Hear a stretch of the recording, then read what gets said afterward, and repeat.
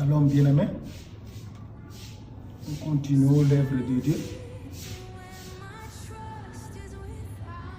Nous consultons la Bible qui sont les Saintes Écritures. Nous sommes à Matthieu 21, chapitre 23 à 28.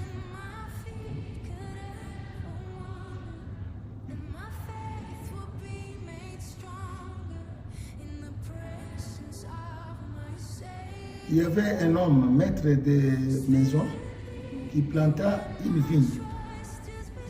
Il l'entourait d'une haie, il creusa un présoir, bâtit une tour, puis il l'enferma à des vignerons et quitta le pays.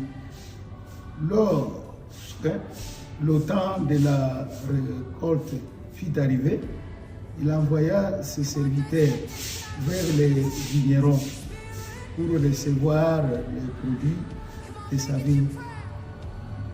Les vignerons s'étant saisis de ses serviteurs, battirent l'un, tuèrent l'autre et lapidèrent le troisième. Il envoya encore d'autres serviteurs en plus grand nombre que les premiers. Et les vignerons le traitèrent de la même manière. Enfin, il envoya vers eux son fils en disant: ils auront du respect pour mon fils. Mais quand les vignerons virent le fils, ils dirent entre eux: voici l'héritier. Venez, tuons-le et emparons-nous de son héritage. Voyez-vous, bien-aimés, ici, Dieu nous montre clairement qu'il envoie étape par étape ses serviteurs dans la vie. Dieu parle tantôt d'une façon, tantôt d'une autre. Il parle surtout du champ, la vie, et puis de la maison. Qui est sa maison, son église, comme Jésus avait déclaré à Jérusalem. Et ici, c'est la maison de mon Père. Donc tout ça, ça montre l'église. Alors Dieu envoie les serviteurs en étape par étape. Premièrement, il les envoie en un nombre un peu. Et maintenant, il y a les travailleurs qui travaillent dans la maison ou dans la vigne, dans le champ de Dieu. Très jaloux, comme tous les humains, ils ne veulent pas voir les serviteurs de Dieu. Les serviteurs de Dieu sont les dépositeurs de la parole créatrice de Dieu. Ce sont les hommes spirituels de Dieu. Auparavant, Dieu a envoyé un nombre déterminé de serviteurs. Par après, la Bible déclare qu'il a envoyé le plus grand nombre de serviteurs. Mais les vignerons ou les travailleurs l'ont traité de la même manière que les premiers serviteurs de Dieu. Donc, ne risquons pas d'être les mauvais vignerons, c'est-à-dire les mauvais travailleurs qui sont au service du maître, mais qui ne veulent pas accueillir d'autres que le Seigneur nous envoie, comme ses serviteurs. Nous les maltraitons, nous les tuons, nous les lapidons par la mauvaise foi, par la haine humaine. Et nous pouvons qualifier diabolique. Donc, pourquoi nous avons choisi ici? C'est pour dire que nous ne pouvons pas dire qu'il n'y a que 7 ou 3 ou 4, non. Dans le plan de Dieu, il y a aussi le plus grand nombre. Donc ceux qui sont écrits dans la Bible, ou ceux qui sont comme nous, qui parlons, qui prêchons. Nous allons étudier et comprendre ce qui se passe.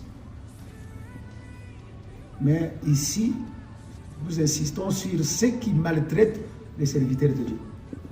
Ceux qui ne veulent pas le travail de Dieu. Dieu les voit. Dieu les connaît très bien. Et même eux, ils se connaissent. Ils ne veulent pas accueillir les serviteurs de Dieu. Jésus-Christ a dit, comme mon Père m'a envoyé, moi aussi je vous envoie. À Matthieu, chapitre 10. Celui qui vous reçoit, me reçoit. Et celui qui me reçoit le Père qui m'a envoyé. Donc, ce que nous voulons, c'est nous mettre en garde contre ceux qui ne veulent pas la parole de Dieu, contre ceux qui ne veulent pas respecter les serviteurs de Dieu. C'est l'amour de Dieu. Nous en parlons avec l'amour de Dieu. Car notre Dieu est l'amour. Nous vous aimons. Nous tous, que vous soyez blancs, de la race blanche, que vous soyez indiens, que vous soyez noirs, mais nous devons connaître qu'il y a un maître, le Créateur, comme la Bible déclare à Matthieu chapitre 23, verset 8, il n'y a qu'un seul maître, c'est Dieu, qui envoie ses serviteurs en un si grand nombre qu'on ne peut pas déterminer. Nous tous, nous sommes serviteurs de Dieu. Nous passons encore toujours dans les mêmes chapitres. Matthieu 9, 35. Jésus parcourait toutes les villes et tous les villages, enseignant dans les synagogues, prêchant la bonne nouvelle du royaume, guérissant toute maladie et toute infirmité. Voyant la foule, il fit émis de compassion pour elle, parce qu'elle était languissante, abattue, comme des brebis qui n'ont point de berger. Alors il dit à ses disciples, la moisson est grande, mais il y a peu d'ouvriers.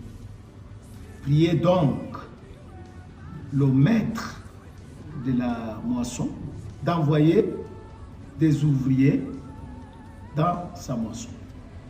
Donc les maîtres, comme nous avons dit, il n'y a qu'un seul maître, c'est ce Dieu. Seigneur Jésus, comme nous avons dit en Ecclésiaste, ce qui est aujourd'hui a déjà été. Ce qui sera a déjà été chez Dieu. Donc nous sommes contents de comprendre que la Bible, c'est l'actualité. Donc, quand on dit que Jésus parcourait dans le passé, même maintenant, nous chrétiens, nous croyons que Jésus-Christ est le même hier, aujourd'hui, éternellement. Il est Emmanuel, il est parmi nous. Il est en train de parcourir les villes, les villages. Il enseigne dans les temples, il enseigne, même aujourd'hui. Si nous nous enseignons, pour nous les chrétiens, ce n'est pas nous, c'est l'Esprit de Christ qui nous enseigne ce que nous prêchons. Ce n'est pas nous. Nous ne sommes pas très vanité. Nous ne croyons pas nous-mêmes. Nous croyons à la puissance de Dieu qui est le Saint-Esprit, qui demeure éternellement. Donc, nous disons que Jésus-Christ est le même. Même ce que je suis en train de parler, c'est l'Esprit du Seigneur qui m'enseigne. Alors, il a vu que le peuple, ou bien la foule, était sans brebis, sans qui, sans berger, troublé, abattu. Alors, il a eu compassion. Nous disons actuellement, aujourd'hui, qu'il a compassion de nous, de moi et de vous. Jésus a compassion de nous. Il est venu, il est mort pour nous. Il nous aime. Alors, écoute ce qu'il dit. Il nous dit à nous tous que la moisson est grande. Priez à Dieu, qui est le maître, d'envoyer les serviteurs, les ouvriers, pour beaucoup travailler, pour beaucoup enseigner. Qu'est-ce que le Seigneur a enseigné dans ce chapitre? On dit que Jésus enseigna dans les synagogues, les royaumes, guérissait les malades. Nous avons déjà parlé dans le chapitre précédent que depuis Jean jusqu'à Jésus, même maintenant et éternellement, nous sommes en train de prêcher le royaume. Les prophètes, les anciens serviteurs, et prêcher la venue du Messie qui est le roi. Mais maintenant, nous sommes en train de prêcher le royaume parce que le roi est déjà venu. Excusez-nous de la tautologie parce que ce sont des choses qu'on a déjà vues. Nous ne voulons pas beaucoup revenir sur les mêmes choses. Comme si le Seigneur ne nous a pas donné beaucoup de choses à enseigner. Donc nous sommes sur les serviteurs. Nous sommes très nombreux et nous devons nous aimer les uns les autres parce que nous avons un même roi qui est le Seigneur Jésus-Christ. 1 Corinthiens, chapitre 4, verset 1er et 2e, nous dit ceci. 1 Corinthiens, chapitre 4, verset 1er et 2e. Ainsi qu'on nous regarde comme des serviteurs de Christ. Nous tous, nous devons nous regarder comme les serviteurs de Christ et des dispensateurs des mystères de Dieu.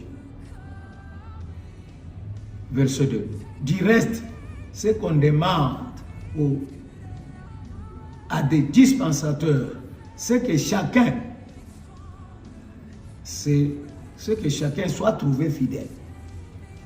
Donc, nous tous serviteurs de Christ, pour nous les chrétiens, nous précisons, pour nous les chrétiens, nous sommes tous serviteurs de Christ. Et nous sommes dispensateurs des mystères de Dieu. Donc, pour nous les chrétiens, tous les serviteurs sont les dispensateurs des mystères de Dieu. Donc pour nous, la parole de Dieu, comme nous l'avons qualifiée de prophético-créatrice, il y a beaucoup à dire là-dessus. Et la parole crée, parce que pour nous, la parole crée. Même ce que nous serons demain, c'est la parole. Même ce que nous étions hier, c'est la parole. Même ce que nous sommes aujourd'hui, c'est la parole de Dieu. Alors, on nous recommande, la Bible nous recommande que nous devons être trouvés devant Dieu et devant les hommes fidèles. Parce que nous sommes les dispensateurs des mystères de Dieu. Comme Dieu est saint, nous aussi nous sommes saints. Parce que celui qui nous a appelés est saint. Là, c'est Épître de Pierre. Nous devons être saints comme celui qui nous a appelés est saint. Et tous ceux qui nous regardent, tous ceux qui nous entendent, comme dispensateurs, comme serviteurs de Christ, en train de dispenser les mystères de Dieu, doivent nous respecter.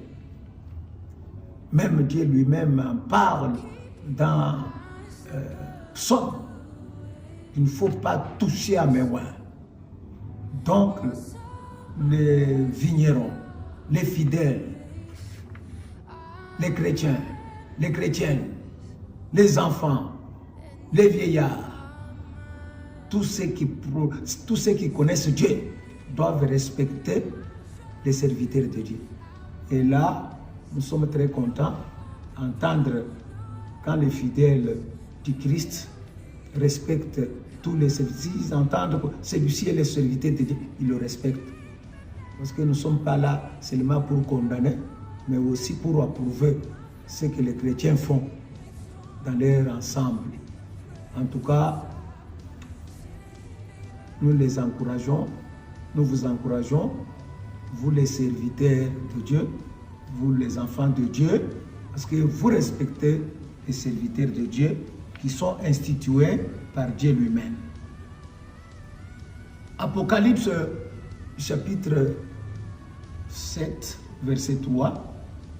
Ne faites point de mal à la terre, ni à la mer, ni aux arbres, jusqu'à ce que nous ayons marqué les sceaux, le front des serviteurs de notre Dieu. Voyez-vous?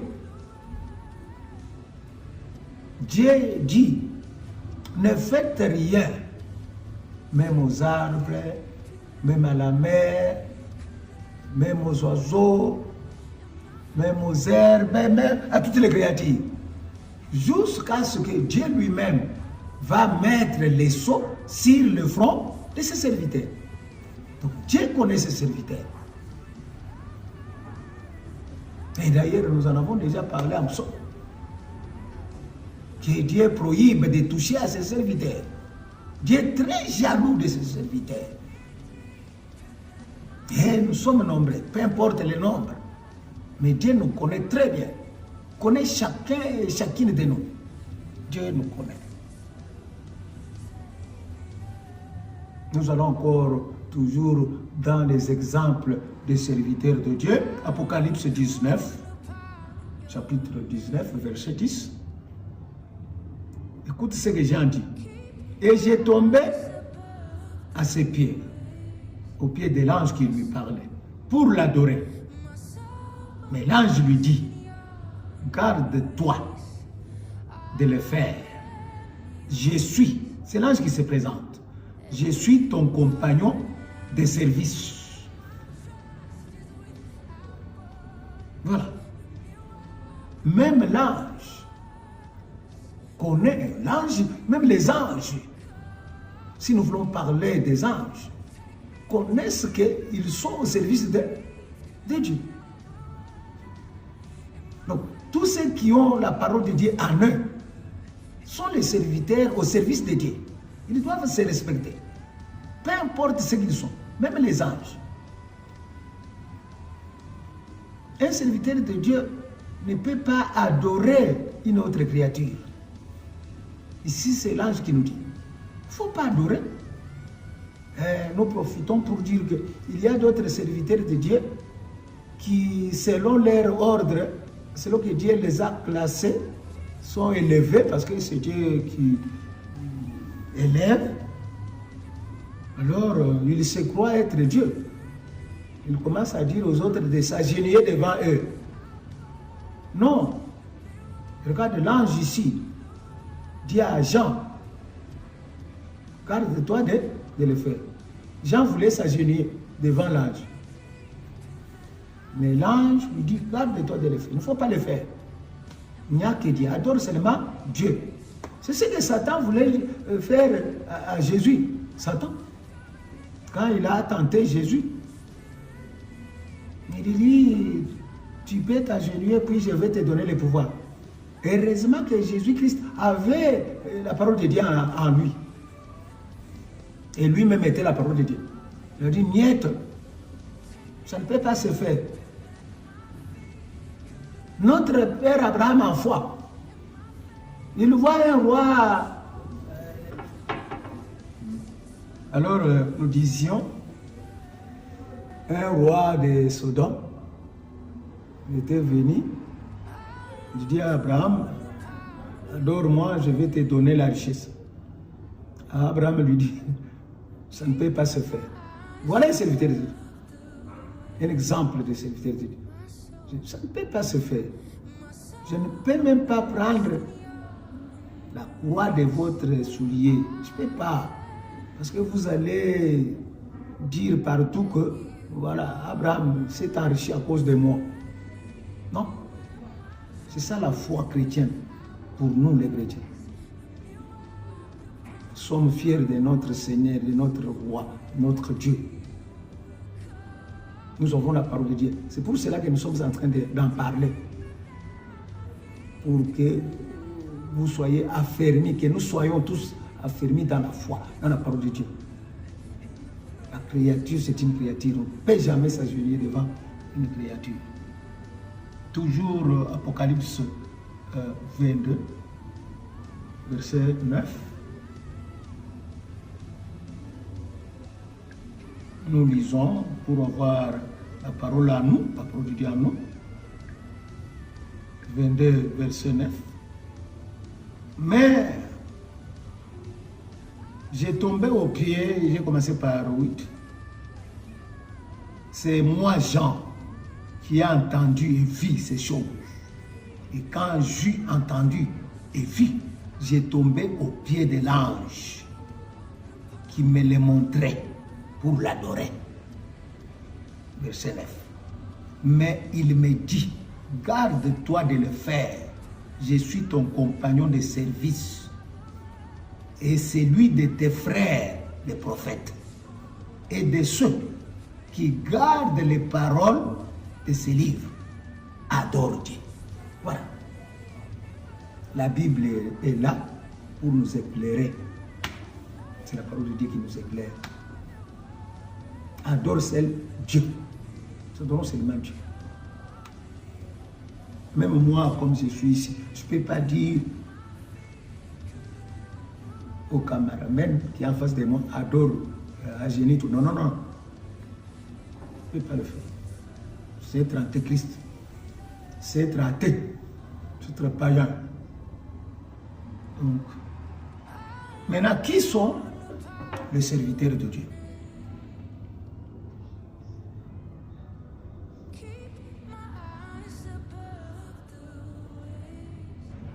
Luc 12, 45 à 47. Luc, chapitre 12, versets 45 à 47. La Bible nous enseigne quelque chose. Mais si commençons par verset 43 pour illustrer. Heureux ce serviteur que son maître à son arrivée trouvera faisant ainsi.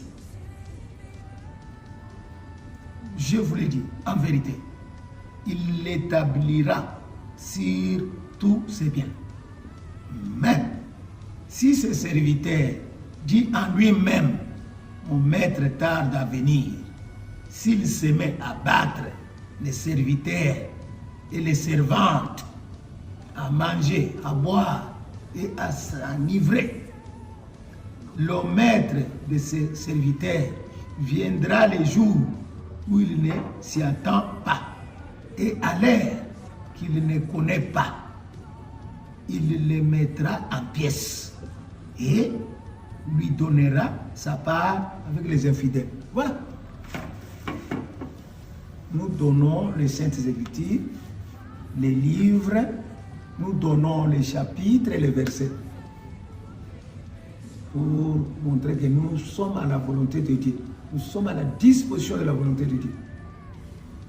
Il y a les serviteurs qui se croient supérieurs.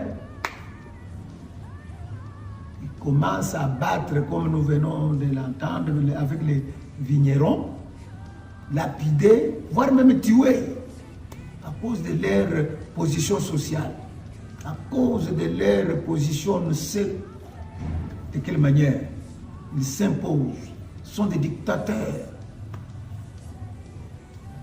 ils commencent à condamner les autres serviteurs, ils commencent à chasser les autres serviteurs, comme les vignerons, et à dire, quand viendra même la fin, quand même le maître viendra. Non, bien-aimés, n'oublions pas que dans l'épître de Pierre, il nous dit qu'un jour devant le Seigneur égale 1000 ans pour nous. Ne faites pas le petit calcul humain pour dire que le Seigneur tarde. Tarde par rapport à qui? c'est le temps du Seigneur, le temps de Dieu, c'est l'éternité. Dieu n'est pas pressé comme nous. C'est nous, les humains, qui sommes pressés. Dieu n'est pas pressé. Dieu n'a pas le temps, Dieu n'a pas notion de temps. C'est nous qui avons notion de temps. Dieu, son temps, c'est l'éternité. Dieu n'est pas pressé. Il ne faut pas faire le mal en se cachant derrière l'arrivée du Seigneur. Non. Nous devons être fidèles à la parole du Seigneur. Nous devons respecter. Ce que le Seigneur a autorisé, nous devons l'appliquer. Ce que le Seigneur a refusé, nous devons le laisser bien aimé.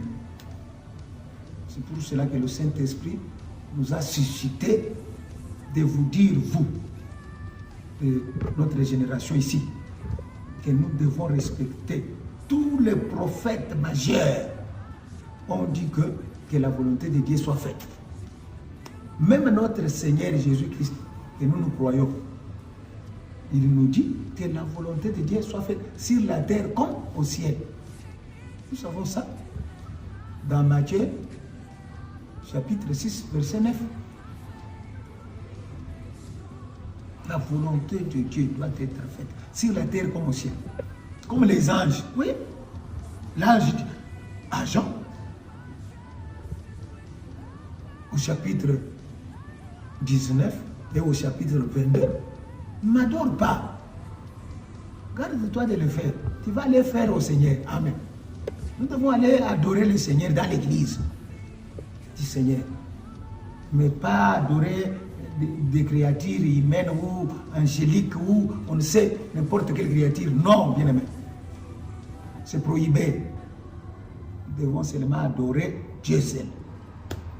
Donc, c'est ce que nous avons voulu. Actes chapitre 2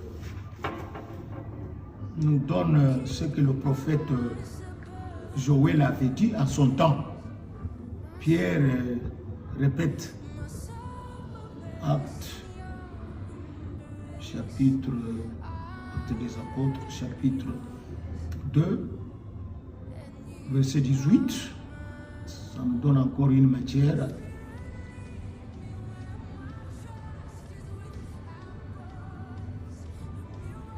Oui, sur mes serviteurs et sur mes servantes, dans ces jours-là, je répandrai de mon esprit et ils prophétiseront.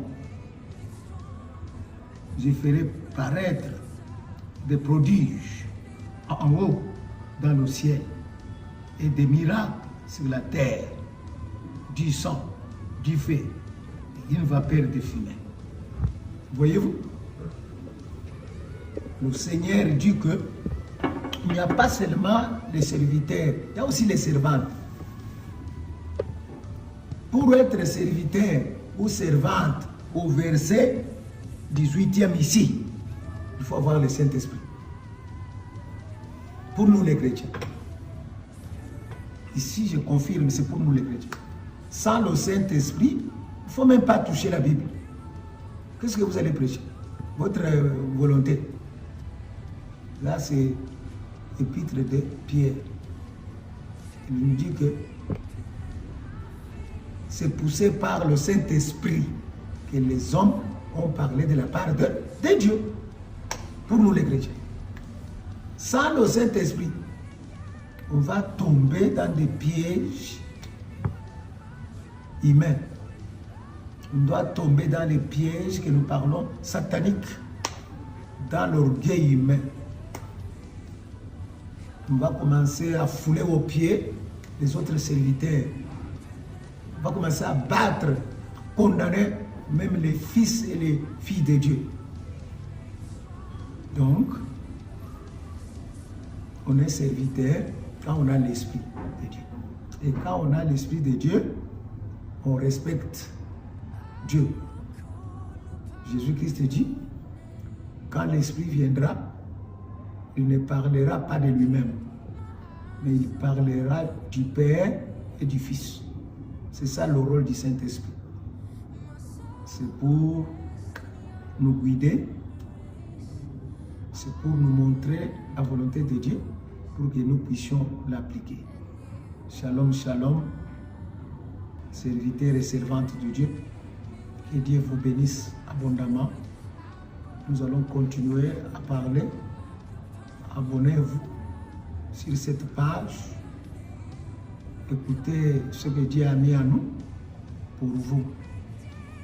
Aujourd'hui, nous venons de comprendre que c'est la volonté de Dieu qui est faite. C'est Dieu qui envoie ses serviteurs selon sa volonté. Il en envoie à un nombre déterminé ou à un plus grand nombre et il établit son Fils selon sa volonté. C'est ce que nous venons d'entendre. Avec la bénédiction de Dieu, nous allons encore continuer à parler beaucoup de choses concernant notre Seigneur. Que Dieu vous bénisse. Amen.